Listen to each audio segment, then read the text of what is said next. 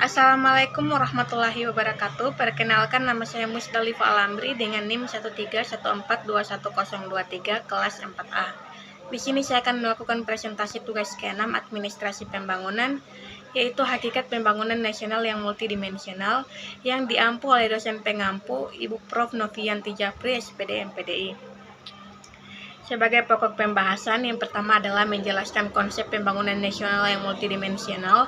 Yang kedua, bagaimanakah pembangunan di bidang ekonomi. Yang ketiga, bagaimanakah pembangunan di bidang sosial budaya. Dan yang terakhir adalah bagaimanakah pembangunan di bidang pertahanan dan keamanan.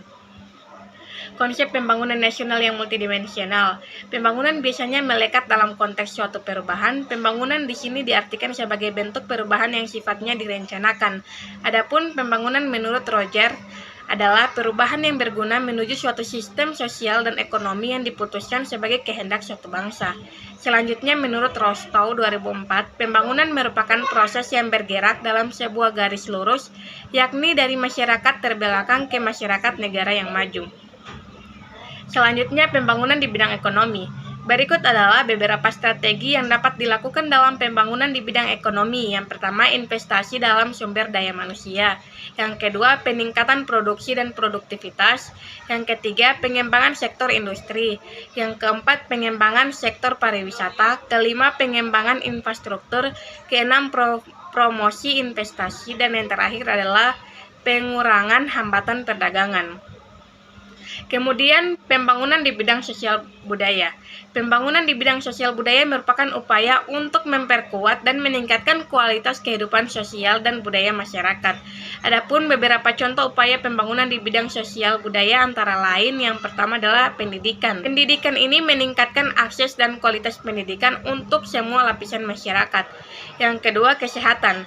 Kesehatan menyediakan layanan kesehatan yang terjangkau dan berkualitas. Yang ketiga, seni dan budaya. Meningkatkan dukungan terhadap seni dan budaya. Yang keempat, pemberdayaan masyarakat. Pemberdayaan masyarakat ini meningkatkan partisipasi masyarakat dalam pengambilan keputusan dan pembangunan. Dan yang terakhir adalah perlindungan hak asasi manusia. Meningkatkan kesadaran dan perlindungan hak asasi manusia. Selanjutnya, pembangunan di bidang pertahanan dan keamanan.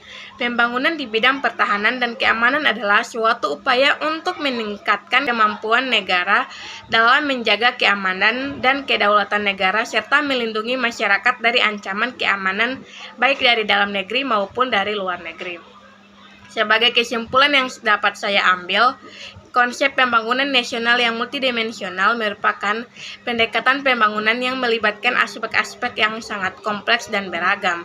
Konsep ini menekankan bahwa pembangunan nasional tidak hanya berfokus pada aspek ekonomi, tetapi juga aspek sosial, budaya, lingkungan, politik, dan keamanan. Sekian dari saya. Wabillahi taufiq walhidayah. Wassalamualaikum warahmatullahi wabarakatuh.